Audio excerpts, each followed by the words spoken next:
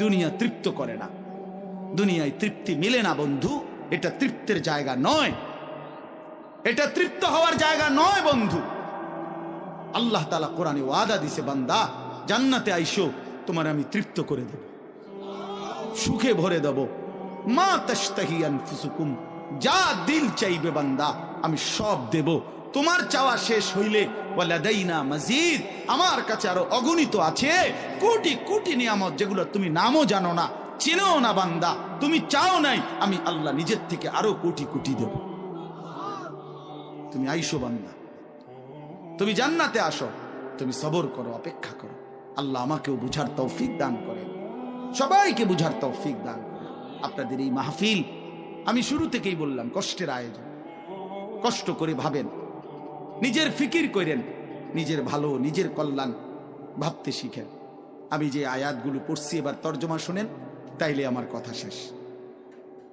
আয়াতগুলো মূল বক্তব্য হইল আল্লাহ তাআলা বলছেন এই পৃথিবী একদিন শেষ হবে, হাসরের মাঠ কায়েম হবে, মানুষগুলোর দুইটা অবস্থা হবে, কিছু আমার প্রিয় বান্দা হবে, কিছু নাফরমান বান্দা হবে।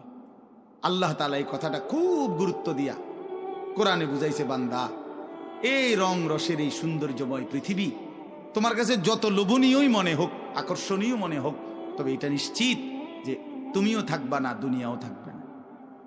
এই কথাটা মনে রাখো বান্দা, এটা যদি মনে রাখতে পারো তো জিন্দেগি সুন্দর হবে, জীবন সুন্দর হবে।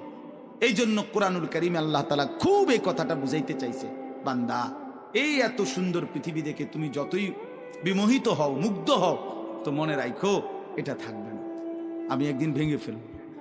ইদাস সামাউন ফাতারাত, আসমান ভেঙে চুরচুর হবে। ওয়া ইদাল কাওয়াকিবুন তাসারাত, তারকারাজি খসে খসে পড়বে, পাহাড়গুলো উঠতে থাকবে তুলার মতো। ওয়া তাকুনুল জিবালু কাল ইহনিল মানফুশ ওয়া বুসাতিল জিবালু বাসসা, পাহাড়গুলো তুলার মতো উঠতে থাকবে, সাগর নদীর পানিগুলো টকবক করে উতরাইতে থাকবে।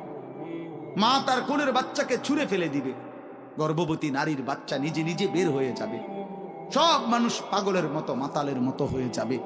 ইসরাফিল ফু দিবে, জমিনের মধ্যে ভূমিকম্প শুরু হবে, বিকট শব্দে আওয়াজ হবে।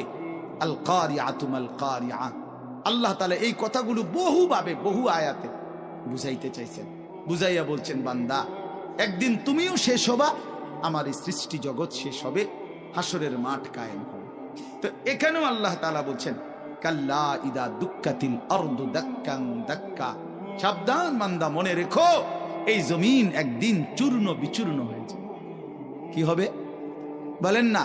ওইখানে একটা কথা আছে, লম্বা কথা, অতুহিব্বুনাল মালা হুব্বান জাম্মা। আল্লাহ তাআলা বলেন, বান্দা দুনিয়ার মাল আর সম্পদের ভালোবাসাটাকেই তোমরা খুব গভীরভাবে দিলের মধ্যে বসায় লাইলা। তবে মনে রাখো, দুনিয়াকে তুমি যত ভালোবাসো, যত মজবুত করো, যত বিল্ডিং, যত ফাইলিং, যত মজবুতই হোক না কেন, এটাই মনে রাখো আমি আল্লাহ এই জমিন, এই সৃষ্টি একদিন ভেঙ্গে চুরে তছনছ করে দেব, চূর্ণ বিচূর্ণ হয়ে যাবে। কাল্লা ইদা দুক্কাতিল আরদু দাক্কান দাক্কা। এরপরে হাসরের মাঠ কায়েম হবে। তো হাসরের মাঠের দৃশ্যটা আল্লাহ তুলে ধরছে যে হাসরের মাঠ কায়েম হবে, মানুষগুলো সব দাঁড়ানো থাকবে, আদম থেকে ইসরাফিলের ফু পর্যন্ত। এই দাঁড়ানো অবস্থায় আল্লাহ তাআলা বলতেছেন, ওয়াজা রাব্বুক, আল্লাহ তাআলা মহান আল্লাহ পাক, তিনি তার শান অনুপাত